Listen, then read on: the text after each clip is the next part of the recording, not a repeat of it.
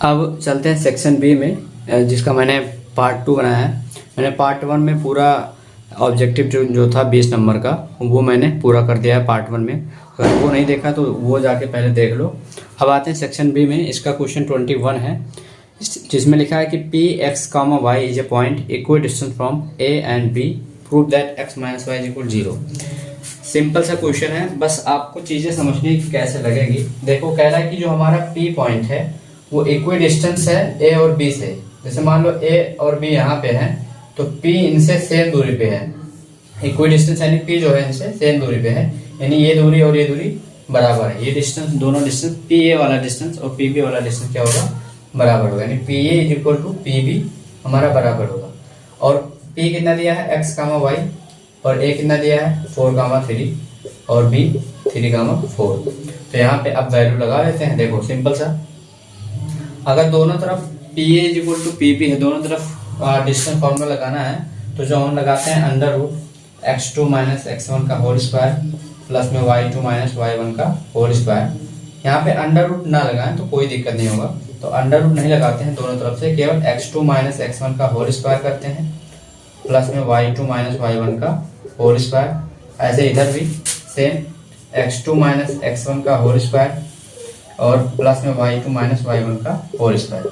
जब दोनों तरफ चीजें डिस्टेंस बराबर होती हैं तो अंडर रूट लगाने का कोई मतलब नहीं होगा, क्योंकि अगर अंडर रूट लगाएंगे तो दोनों तरफ स्क्वायर कर देंगे, अंडर रूट अपने आप हट जाएगा। तो यहाँ पे ये लगाओगे तो तुरंत लगेगा यहाँ पे।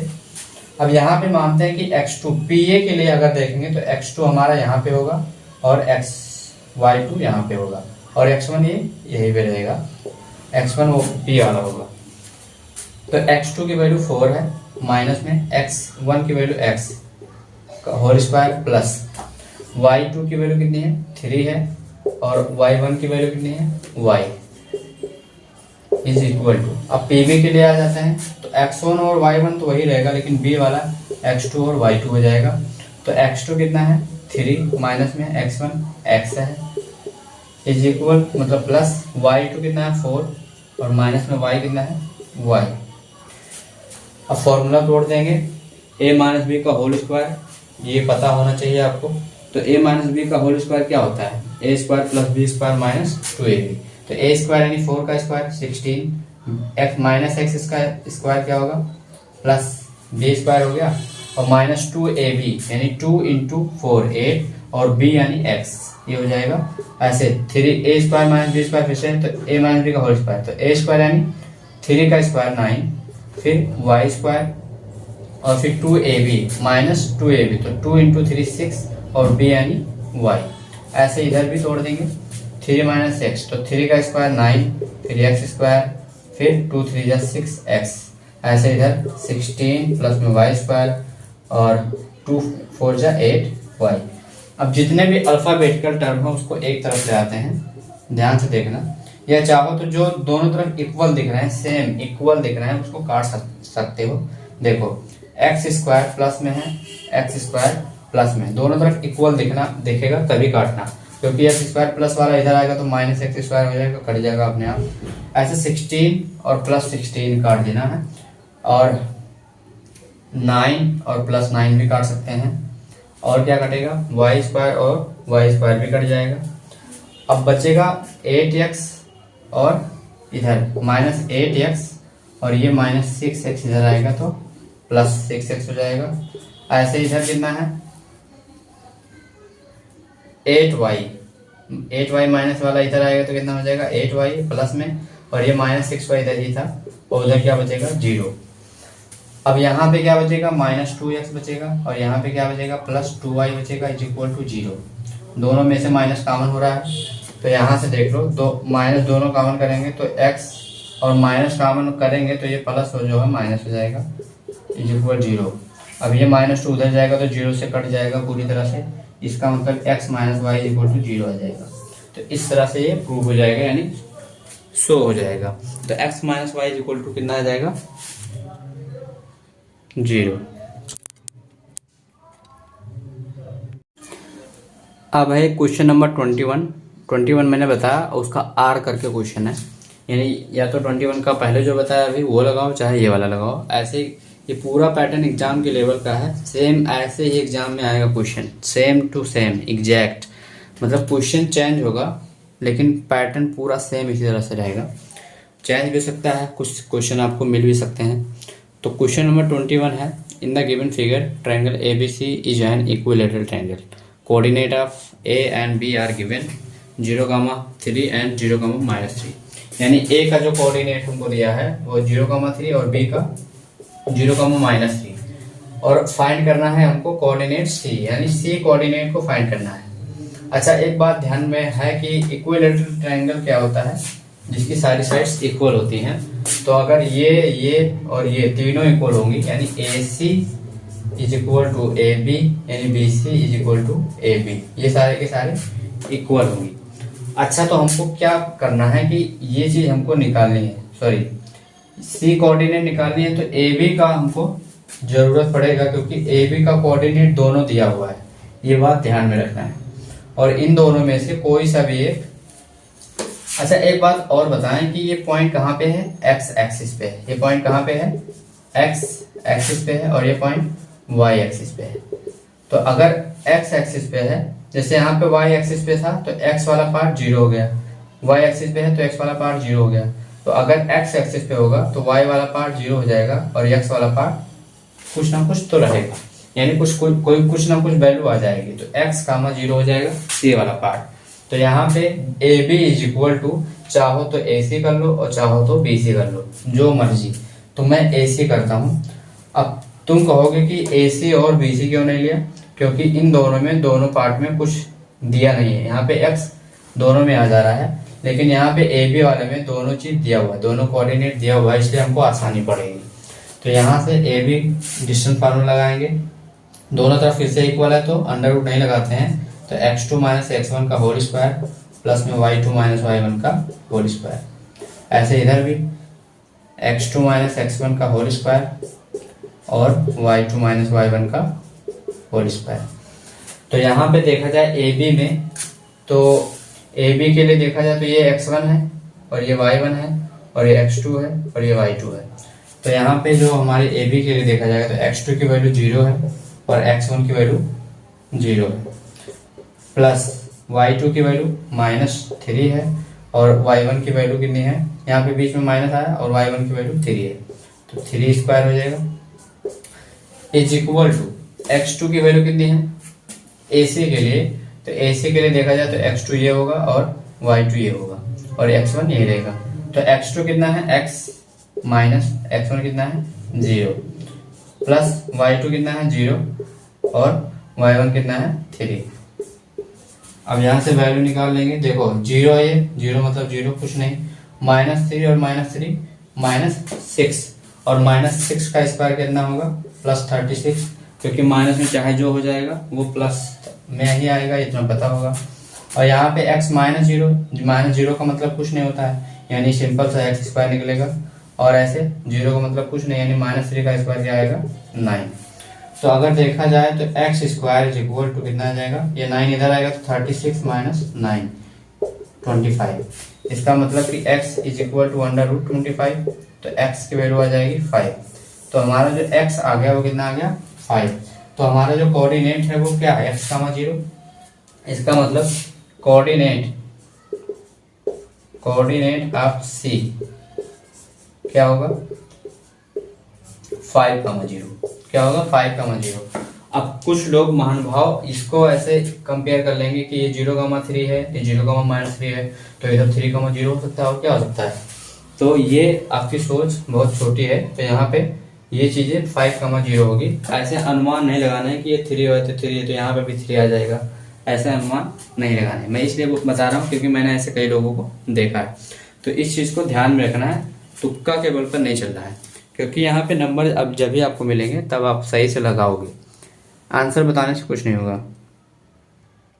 अब बात करते हैं क्वेश्चन नंबर 22 की, जिसमें लिखा हुआ है in 2 concentric circle a chord of length 8 centimetre of larger circle touches the smaller circle if the radius of the larger circle is 5 centimetre find the radius of the smaller circle. सबसे पहले इसका diagram बनाएंगे। देखो to concentric circle मतलब क्या होता है कि एक ही सेंटर से दो सर्किल आपको बनाए गए हैं। सेंटर एक ही होगा और यहाँ पे दो सर्किल इस तरह से बनाए जाएंगे, जिसमें से अब मैं बता दूं कि जो ये होगा स्मॉलर आर, ये रेडियस होगा स्मॉलर सर्किल का, और जो ये रेडियस होगा ये होगा जो कैपिटल आर होगा, ये क्या होगा लार्जर सर्किल का रेडियस होगा, जो कि इस आर के बराबर दिया हुआ है 5 सेंटीमीटर। यहाँ पे लिखा हुआ है कि the radius of the larger circle is equal to 5 centimetre. तो आर की वैल्यू जो दी गई है वो 5 सेंटीमीटर दी गई है, और ये आर आपको फाइंड करना है। और इसमें से जो कॉर्ड है वो कह रहा है कि ये chord of length 8 centimetre of larger circle touches the smaller circle. यहाँ पे जो कॉर्ड होता है वो इस तरह से है कि ये स्मॉलर सर्किल को टच कर रहा है, और ये अच्छा वैसे कॉर्ड क्या होता है, कॉर्ड वो लाइन जो सर्किल के दो पॉइंट पे टच करे। तो यहाँ पे एक पॉइंट पे यहाँ टच करा और एक पॉइंट पे यहाँ टच करा, और क्वेश्चन के हिसाब से इसने बोला था कि ये स्मॉलर सर्किल को टच करनी चाहिए, तो स्मॉलर सर्किल को भी टच कर रही है। लेकिन एक थ्योरम होता है कि अगर कोई सर्किल है और उसमें से कॉर्ड है, अगर सेंटर से कोई लाइन इस पे ऐसे गिरती है तो वो परपेंडिकुलर बाइसेक्ट होती है, यानी आधा आधा इसको बांट देती है और ये 90 डिग्री पे बनाती है, तो ये आधा आधा बांट भी देती है। तो ऐसे अगर ये पूरा 8 सेंटीमीटर है यहाँ से यहाँ तक, तो ये इतना कितना होगा 4 हो जाएगा, आधा आधा बांट देती है, क्योंकि उस थ्योरम के हिसाब से। ये थ्योरम 9th में भी है 10th में भी है कि अगर कोई सेंटर से कोई लाइन यहाँ पे कॉर्ड पे गिरती है तो ये परपेंडिकुलर बाइसेक्टर हो जाती है, यानी इधर भी 90 डिग्री इधर भी 90 डिग्री, और ये इतना से यहाँ तक और यहाँ से लेकर यहाँ तक बराबर होता है। तो अगर ये पूरा 8 है तो ये इतना कितना होगा 4, और ये कितना है 5। तो इस आर को निकालने के लिए यहाँ पे देखो 90 डिग्री राइट एंगल ट्रायंगल बन गया। 90 डिग्री के सामने वाला क्या होता है हाइपोटेन्यूस।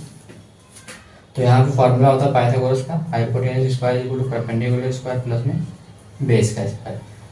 ध्यान रखना जो 90 डिग्री के सामने वाला होगा वो क्या होगा परपेंडिकुलर, सॉरी हाइपोटेन्यूस होगा, तो आर क्या होगा परपेंडिकुलर, सॉरी जो 90 डिग्री के सामने होगा वो क्या होगा हाइपोटेन्यूस, यानी 5 का स्क्वायर, प्लस में जो परपेंडिकुलर होगा ये पार्ट होगा परपेंडिकुलर, तो आर स्क्वायर, प्लस में बेस वाला क्या होगा 4, तो 4 का स्क्वायर। यहाँ पे 5 का स्क्वायर 25, और ये आर स्क्वायर और प्लस में 16। अब ये 16 इधर आएगा तो 25 minus 16 is equal to R square. Simple सा देखा जाए तो आर स्क्वायर बराबर क्या आ जाएगा 9। 25 में से 16 जाएगा 9 आ जाएगा, तो आर की जो वैल्यू हो जाएगी वो √9, यानी आर की वैल्यू जो हो जाएगी 3, यानी जो हमारा स्मॉलर सर्किल का रेडियस है वो कितना है 3, यानी radius of smaller circle is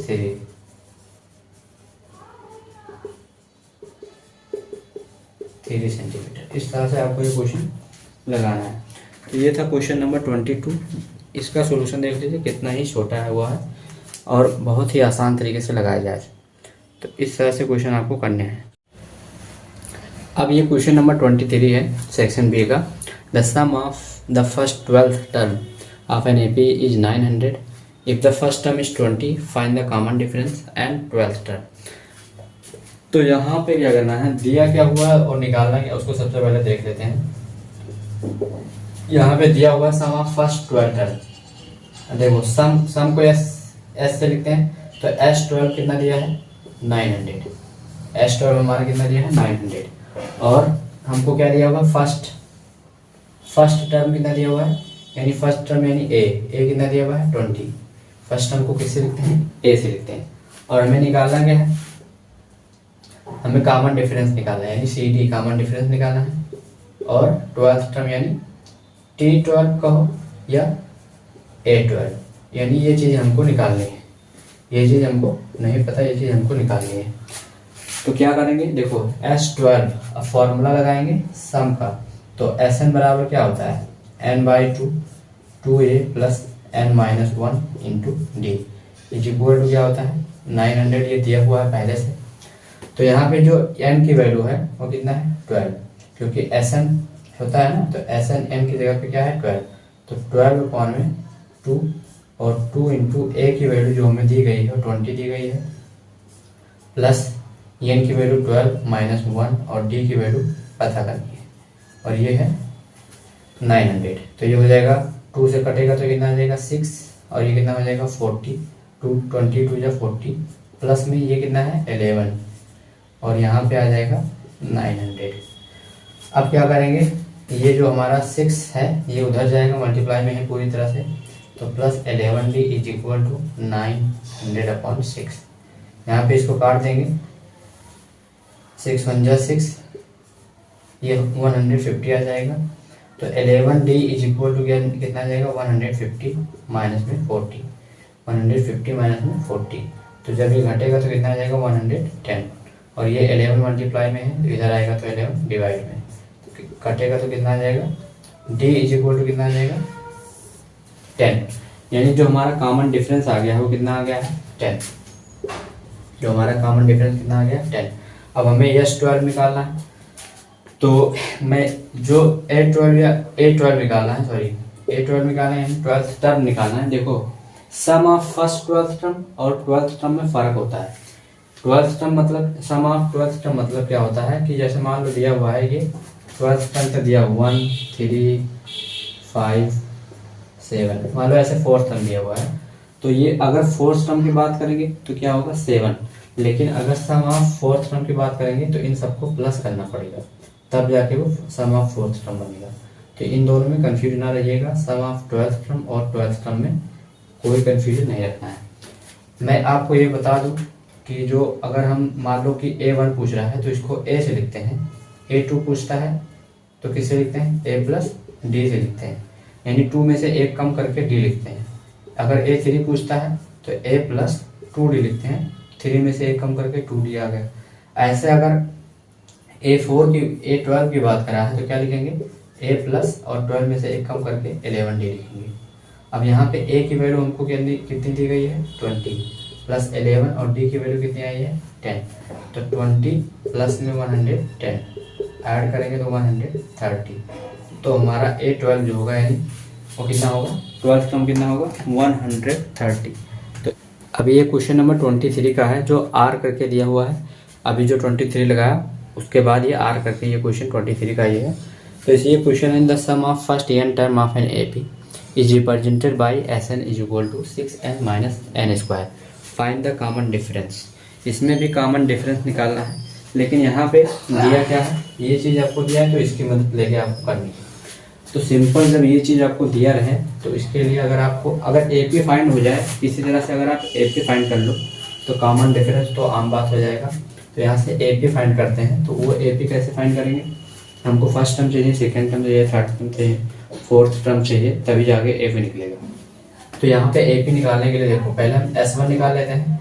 तो S1 यानी 6 × 1 माइनस में 1 का स्क्वायर, तो 6 × 1 6 और 1 माइनस करेंगे तो कितना आएगा 5, तो हमारा S1 जो आ गया कितना आ गया 5।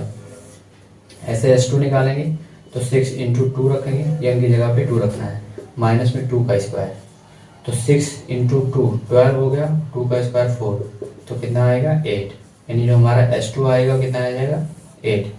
ऐसे S3 निकाल लेते हैं, तो S3 कितना आएगा 6 × 3 माइनस में 3 का स्क्वायर, इसका मतलब 18 माइनस में 9, तो ये कितना आ जाएगा 9। इस तरह से ये S3 निकालें। अब हमको ये फर्स्ट टर्म, ये सेकंड टर्म ये नहीं है, फर्स्ट टर्म और सेकंड टर्म ये नहीं है, ये सम ऑफ फर्स्ट टर्म है, ये सम ऑफ सेकंड टर्म है और ये सम ऑफ थर्ड टर्म है। हमको चाहिए first second and third term चाहिए, है ना, सम ऑफ नहीं चाहिए। तो हमको टर्म निकालने के लिए T1 और T2 और T3 चाहिए AP निकालने के लिए। तो देखो जो हमारा S1 होगा वो तो वही रहेगा, जो फर्स्ट टर्म होता है वही S1 होता है, तो जो हमारा फर्स्ट टर्म होगा 5 होगा।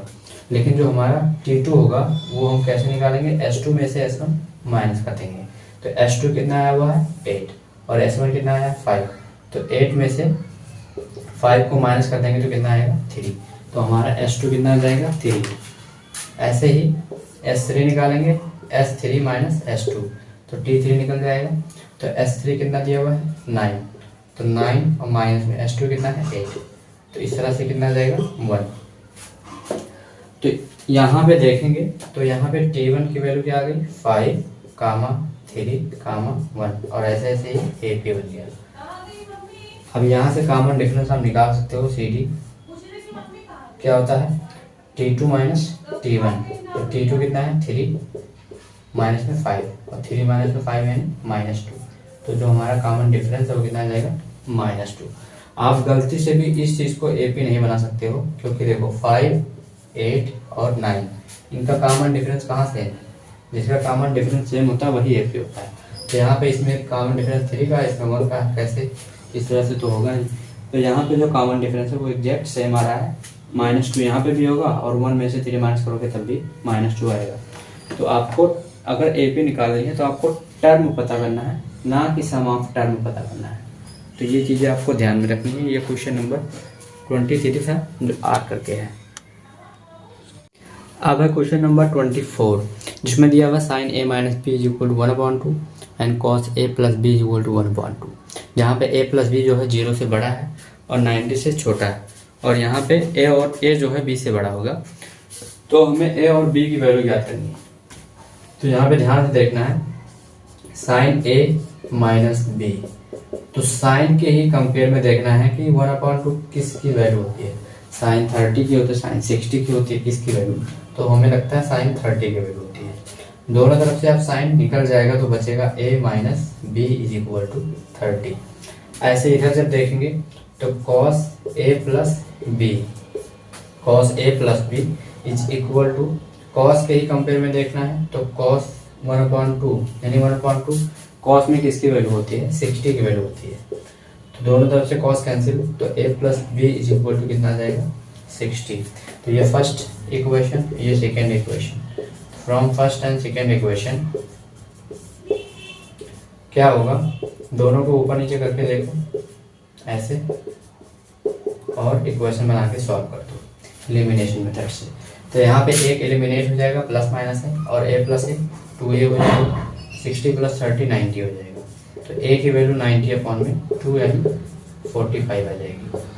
तो हमारी जो a की वैल्यू आ गई कितनी आ गई 45। तो हम इस इक्वेशन को जहाँ पे चाहें वहाँ पे रख दें, चाहो तो फर्स्ट इक्वेशन में रख दो चाहो सेकेंड। तो हम इसको सेकेंड इक्वेशन में रखते हैं a plus B is equal to 60, ये हमारा सेकेंड इक्वेशन है। तो a की वैल्यू 45 है प्लस में b इज इक्वल टू 60, तो b is equal to 60 minus में 45, तो b इज इक्वल टू कितना आ जाएगा 15, जो कि a जो है b से बड़ा जो कंडीशन दिया था। तो यहाँ पे a 45 है, b 15 जो कि बड़ा है। तो इस तरह से ये क्वेश्चन 24 लगाना है आपको और बहुत ही ईजी से समझ में आ जाएगा ये आपको। अभी हमारा क्वेश्चन नंबर 25 है जो कि स्टैटिक्स से लिया गया है। यहाँ पे आपको calculate mode of the following distribution, यहाँ पे आपको मोड निकालना है और मोड निकालने के लिए आपको मोड का फार्मूला आना बहुत ही ज़रूरी है। तो अगर आपको ऐसे डाटा दिया गया है और आपको मोड पता करना है तो मोड का जो फार्मूला होता है वो क्या होता है L plus F1 minus F0 upon में 2F1 minus F0 minus F2, एक ब्रैकेट में होता है और मल्टीप्लाई में H होता है। अब आपको ये पता होना चाहिए कि लोअर लिमिट L यानी लोअर लिमिट क्या होगा, फ्रीक्वेंसी ऑफ मॉडल क्लास क्या होगी, F0 क्या होगा, F2 क्या होगा और हाइट जो दी गई है H वो क्या होगा। तो आपको उसके लिए सबसे पहले इसमें देखना होगा, इसमें फ्रीक्वेंसी में देखना है जो सबसे बड़ी फ्रीक्वेंसी होगी।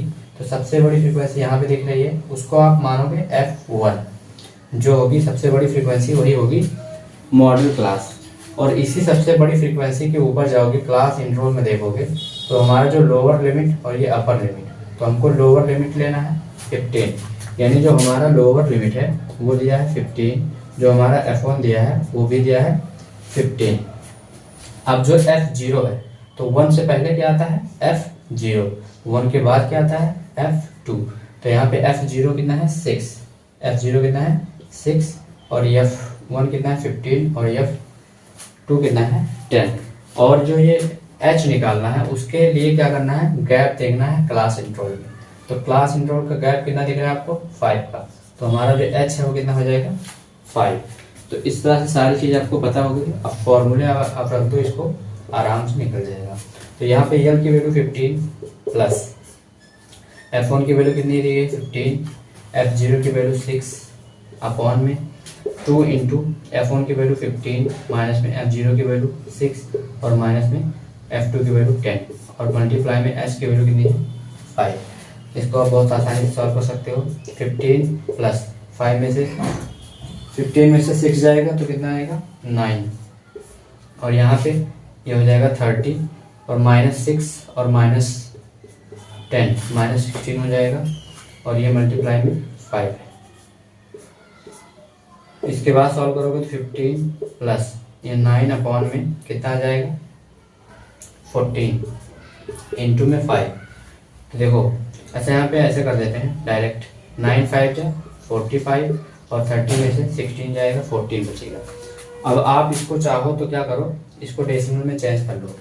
तो 14 को डिवाइड करो 45 से, तो 14 3 जा 42, यहाँ पे 3 आ गया, पॉइंट बढ़ाओगे 0, तो 14 2 जा 28 है ना, तो 3.2 आ गया। तो 15 प्लस 3.2 ऐड करोगे तो कितना आ जाएगा 18.2, 15 3 18 और पॉइंट में 2, तो हमारा मोड जो निकलेगा वो क्या निकल जाएगा 18.2। बहुत ही ईजी था, फॉर्मूला आना ही बहुत ही ज़रूरी होता है। अगर फार्मूला नहीं पता रहेगा तो कैसे लगाओगे, तो आपको फार्मूला पता होना बहुत ही आवश्यक है।